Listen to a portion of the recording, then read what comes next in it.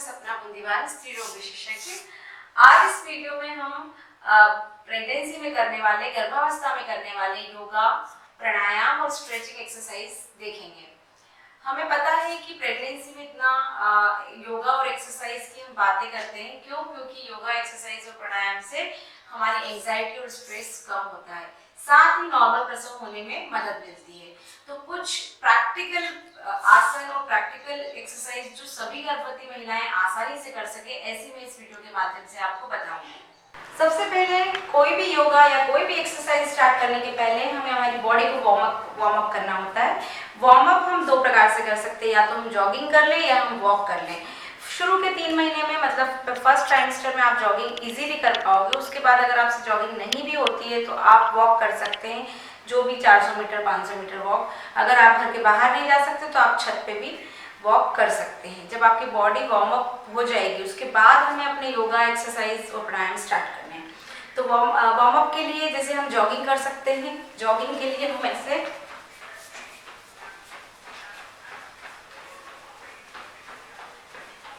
इसको आप स्पीड को अपने अनुसार, जितना आपको कंफर्टेबल हो उस तरह से आप कर सकते हैं।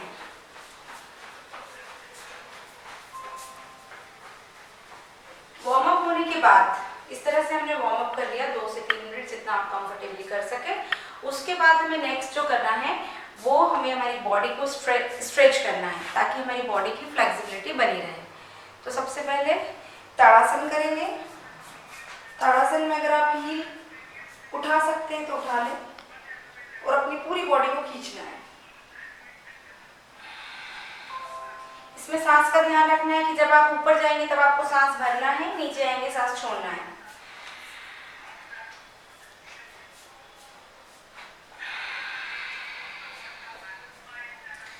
इसके बाद हमें साइड में अपनी बॉडी को इसी तरह से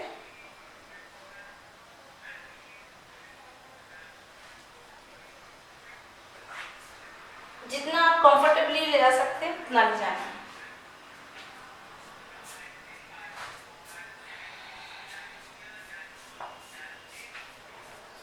उसके बाद हमें कुछ नेक की एक्सरसाइज करनी है।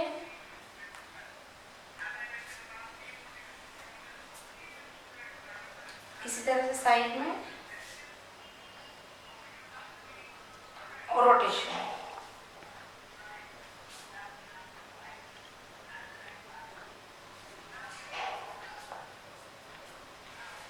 नेक्स्ट जो आपको करना है, पैर जोड़े करके साइड स्ट्रेच।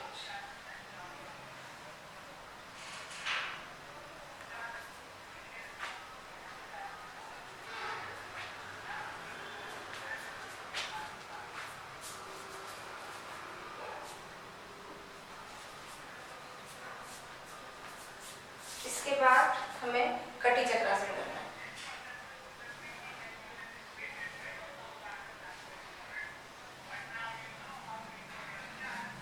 इन दोनों आसनों में मैंने बताया कि जिस तरह से हमारी बॉडी इस तरह से इस वाले मसल्स में स्ट्रेच आता है, तो ये आपको बहुत हेल्प करता है आपकी बॉडी को एडजस्ट करने के लिए।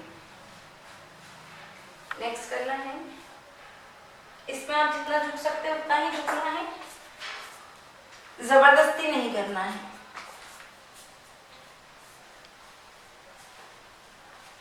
इसी में अगर आप कर सकते हैं तो नेक्स्ट है, इसको 90 डिग्री एंगल पैर को रखना है, हाथ 180 पे इधर देखते हुए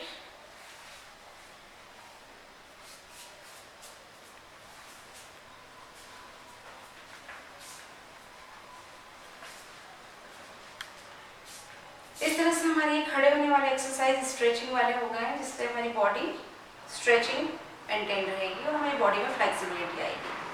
अब हम कुछ बैठने वाले आसन करेंगे।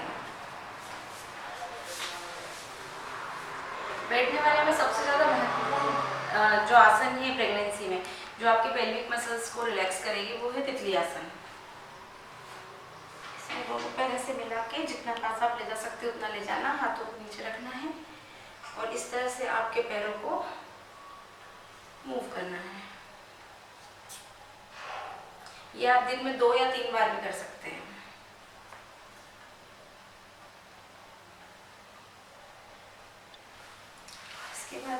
नेक्स्ट जो आपको करना है वो ये आसन है।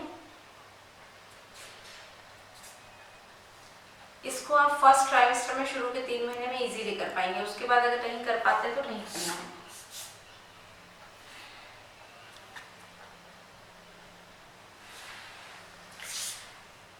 इसके बाद हम नेक्स्ट जो आसन देखेंगे वो लेटने वाले करेंगे।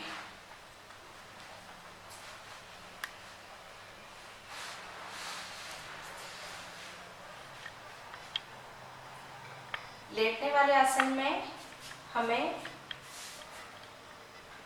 सबसे पहले मैं आपको एक सिंपल आसन बता रही हूँ, पवन मुक्तासन। पवन मुक्तासन में आपके दोनों पैर ऐसे रखने हैं और हाथ ऐसे रखना है और इसको छाती के पास लाना है। अब ये वाला जो आसन मैंने बताया है पवन मुक्तासन, ये आप शुरू के 3 महीने में कर पाएंगे, लेकिन उसके बाद के महीनों में भी आप कर सकते हैं। बस आपको पैरों का ध्यान रखना है कि पैर फिर आपको ऐसे करने हैं। ये लास्ट वाले 3 महीने में करना बहुत लाभदायक होता है और शुरू के 3 महीने में आप पैर पास में करके कर सकते हैं। दूसरा आसन मैं आपको बताऊंगी जो कि कमर दर्द के लिए बहुत हेल्पफुल है। उसके लिए हमें दोनों हाथ ऐसे रखने हैं, दोनों पैर मिला के ऐसे रखने हैं और पैरों को नीचे जमीन पर डालना है। गर्दन अपोजिट साइड में जाएगी, सेंटर। जब भी आप सेंटर में आएंगे तो सांस भरेंगे और जब आप मूव करेंगे तब सांस छोड़ना है। Right side.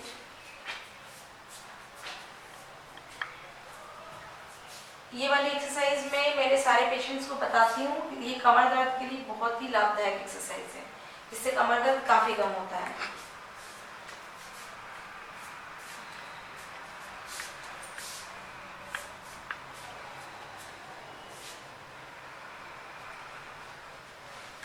एक ब्रीथिंग एक्सरसाइज है जो आप शुरू, सेतुबंध आसन भी कहते हैं इसको। ये वाला आप 5 मंथ तक इजीली कर पाएंगे, और उसके बाद आपको कंफर्टेबल नहीं है तो आप मत करिए।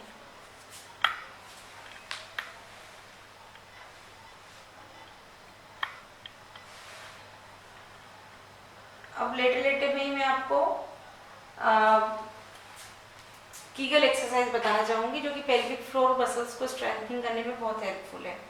कीगल एक्सरसाइज में हमें हमारी नीचे की मसल्स, यहाँ की मसल्स को कॉन्ट्रैक्ट करना है। जैसे हम अगर यूरिनेशन के लिए बैठे हैं और हमें यूरिन एकदम से होल्ड करना है, तो यूरिन होल्ड करते वक्त हमारी पूरी मसल्स को हम ऐसे कर लेते हैं। इस तरह से हमें यहाँ की नीचे की मसल्स और आगे पेल्विक एरिया की जो मसल्स हैं उनको कॉन्ट्रैक्ट करना है। कॉन्ट्रैक्ट करके 10 सेकेंड्स के लिए वैसे ही रखना है और फिर छोड़ना है, रिलैक्स करना है। Contract, hold for 10 seconds and then relax. इस तरह से हमें ये एक्सरसाइज दिन में 3 से 4 बार करना है, उससे हमारी पेल्विक मसल्स का स्ट्रेंथनिंग होगा।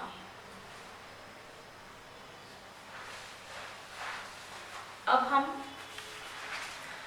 बैठने में एक आसन बहुत इंपॉर्टेंट मैं आपको और बताऊंगी, वो आसन है चक्की जलासन।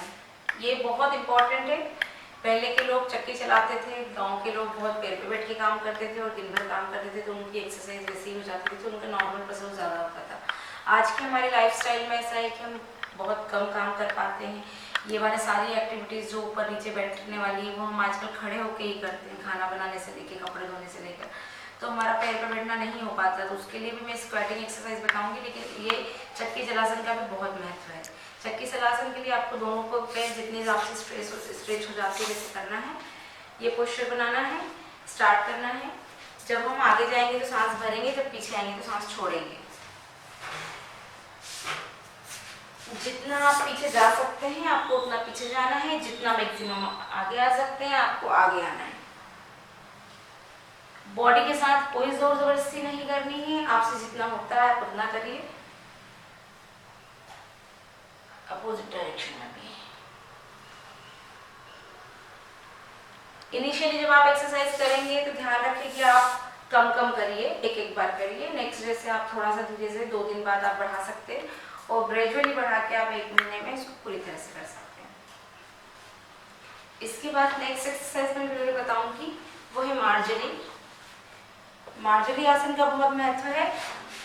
लेकिन वो भी अगर आप 5 मंथ तक कर सकते हैं तो करिए, अगर 5 मंथ के बाद आपको करने में अनकंफर्टेबल है तो मत करिए। कोई भी आसन जो आपको कंफर्टेबल हो वही आपको करना है। इसमें क्या करना है, दोनों पैरों के बीच का जो डिस्टेंस है वो इतना रखना है, उसके बाद ये नाप के इतना, और इसके बाद पंजा। इस तरह से आपको ऑल फुट पोजीशन में आना है। उसके बाद ध्यान रखना है कि मैं जब ऊपर जाऊंगी तो मेरी कमर में यहाँ गड्ढा आना चाहिए, मतलब मेरी स्पाइन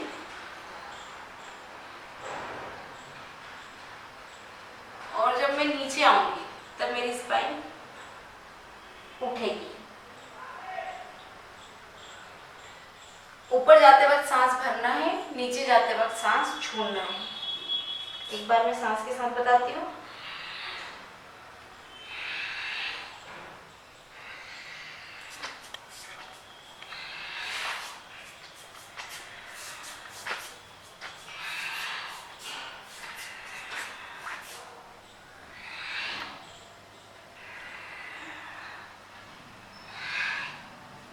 इस तरह से ये करना है। इसके अलावा बैठने के पोस्चर्स में आपको बता देती हूँ कि आपको स्ट्रेट बैठना है। आपको ये सुखासन में, आप जिस तरह से अपन आलती पालती बना के बैठते हैं, आप सुखासन में बैठ सकते हैं, या अगर आप लगा सकते हैं तो आप पद्मासन में बैठ सकते हैं। प्रेगनेंसी में करने वाले जो मैं प्राणायाम है या ब्रीदिंग एक्सरसाइज है वो मैं आपको सिर्फ 3 बताऊंगी, जो आपके लिए बहुत महत्वपूर्ण है। क्योंकि प्रेगनेंसी में जब हम ब्रीदिंग एक्सरसाइज या प्राणायाम करते हैं तो उससे ऑक्सीजन का लेवल ब्लड में बढ़ता है। इसके साथ ही हमारी इम्यूनिटी को बूस्टअप करता है, हमें हमारे जो मेंटल स्ट्रेस है या फिजिकल स्ट्रेस को कम करता है, मन को शांत करता है, और सबसे ज़्यादा महत्वपूर्ण है कि हमको नॉर्मल प्रसव के दौरान यही ब्रीदिंग एक्सरसाइज जो हमने 9 महीने करी है ये बहुत मदद करती है। तो हमें 3 सिंपल करनी है। एक हमें भस्त्रिका प्राणायाम करना है, दूसरा अनुलोम विलोम करना है और ओंकार करना है। तो सबसे पहले भस्त्रिका के लिए हमें सुखासन में या पद्मासन में जो आपको कंफर्टेबल हो उस पर बैठना है, योग मुद्रा बनाना है इस तरह से। और उसके बाद भस्त्रिका करने के लिए हमें लंबी गहरी सांस लेनी है और फिर छोड़नी है। हमें सांस धीरे धीरे लेनी है और फास्ट छोड़नी है। इसको आप जितना कंफर्टेबली जितने भी समय में कर पाए उतना करिए। जब हम सांस लेंगे तो हमें पॉजिटिव एनर्जी हमारे शरीर में जा रही है, ऑक्सीजनेटेड एयर हमारे शरीर में जा रही है, हमें ऊर्जावान बना रही है, ये मन में ध्यान रखना है। और जब हम सांस छोड़ेंगे तो जितने भी हमारे विकार है, मानसिक और शारीरिक, वो शरीर से बाहर निकल रहे हैं, इस बात का हमें मन ही मन चिंतन और मनन करना है। तो स्टार्ट करें भस्त्रिका। सांस लें, छोड़े,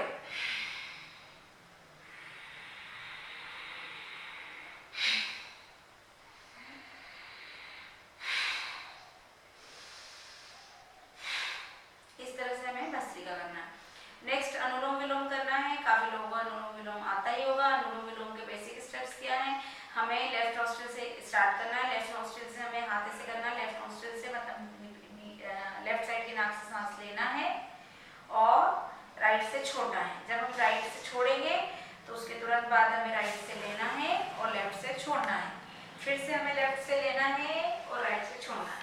ये तो सांस लेने का तरीके की बात होगी, लेकिन जब हम सांस लेंगे तो हम धीरे धीरे लेंगे और हमारे दिमाग में ये विचार होना चाहिए, मन में ये भाव होना चाहिए कि मेरे शरीर में प्राण वायु, प्राण शक्ति, ऑक्सीजनेटेड एयर शरीर में जा रही है। और जब हम सांस छोड़ेंगे तो हमारे मन में होना चाहिए कि जितने भी शारीरिक मानसिक विकार है, जितनी भी चिंताएं हैं, जितने भी मेरे शरीर में रोग है, वो सब शरीर से इस दूषित वायु के साथ बाहर निकल रहे हैं।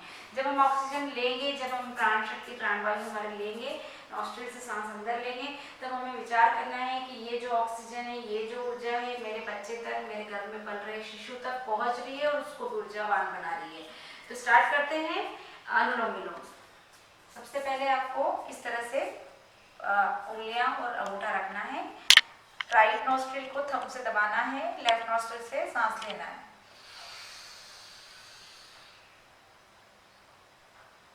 फिंगर से लेफ्ट को बंद करेंगे। लेफ्ट को बंद करने के बाद ही हमें राइट को खोलना है और सांस छोड़ेंगे। अब फिर से हमें राइट से हमने छोड़ी है तो हमें राइट नॉस्ट्रिल से सांस लेना है, लेफ्ट से छोड़ना है। ये हमारा एक राउंड हुआ। एक और राउंड में आपको रिवीजन के लिए बता रही हूँ।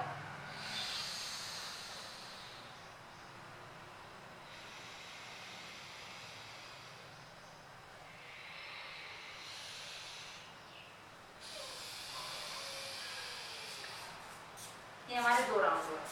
हमको मिनिमम 5 मिनट्स के लिए अगर कर पाए तो बहुत ही अच्छा है, नहीं तो कम से कम 10 से 11 बार तो अनुलोम करना ही चाहिए। दोनों टाइम सुबह और शाम हम कर सकते हैं। नेक्स्ट आता है ओंकार का जाप, जो कि बहुत इंपॉर्टेंट है। आपके कंसंट्रेशन को बढ़ाता है, आपकी मेंटल कामनेस को बढ़ाता है, हमें नींद अच्छी आती है, हमारा मन शांत होता है। तो इसके लिए हमें करना है बस इसी तरह से पोस्चर बनाना है जिसमें आप कंफर्टेबल हो। आंखें बंद करना है, लंबी गहरी सांस लेना है और लंबी गहरी सांस के बाद हमें ओम बोलना है। ओम बोलने का तरीका होता अ उ म। तो आपको अ बोलना है, उसके बाद जितने टाइम में आपने अ बोला है उतने ही टाइम में आपको उ बोलना है। ये आपका 50% टाइम होगा, 50% टाइम में आपको म बोलना है। मैं आपको करके बताती हूँ। पहले मैं लंबी गहरी सांस लूंगी,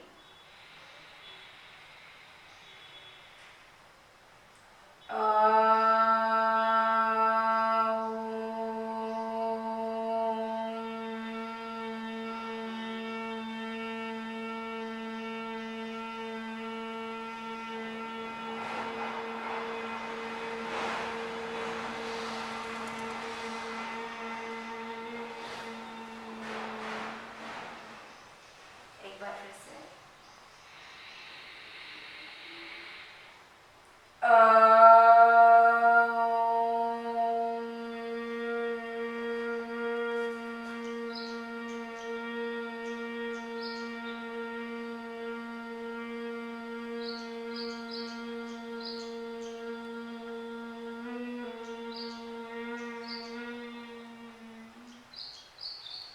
इस तरह से हमको कम से कम 5 बार 11 बार ओंकार करना है। ये जो गुंजन, ये जो वाइब्रेशंस आपके माइंड में होते हैं जब आप हुआ करते हो, तब आपके मेंटल और फिजिकल स्ट्रेस को ये बहुत कम करता है, आपको बहुत शांत करता है। ये तीनों प्राणायाम एटलीस्ट आपको 10 मिनट तो करना ही चाहिए। दोनों टाइम करेंगे तो बहुत अच्छा। प्राणायाम का एक बहुत ही इम्पॉर्टेंट एस्पेक्ट या बहुत ही इम्पॉर्टेंट जो बेनिफिट है वो मैं आपको बताऊंगी कि इससे हमारी ऑक्सीजन बॉडी में बढ़ती है और बच्चे को ऑक्सीजनेटेड ब्लड ज़्यादा मिलता है। जिन भी गर्भवती महिलाओं के बच्चे कमज़ोर होते हैं या हम बोलते हैं, मरीज को बताते हैं कि आपके बच्चा कमज़ोर है, उनको हम डीप ब्रीथिंग एक्सरसाइज ज़रूर बताते हैं, क्योंकि उससे ऑक्सीजन का लेवल बॉडी में बढ़ता है और बच्चे को भी ज़्यादा ऑक्सीजन मिलती है, जिससे बच्चे की ग्रोथ होने में बहुत हेल्प मिलती है। तो मैं आशा करती हूँ कि आपको ये वीडियो थोड़ा हेल्पफुल लगा होगा और आप इसको स्टार्ट करेंगे और पूरे 9 महीने इसको फॉलो करेंगे।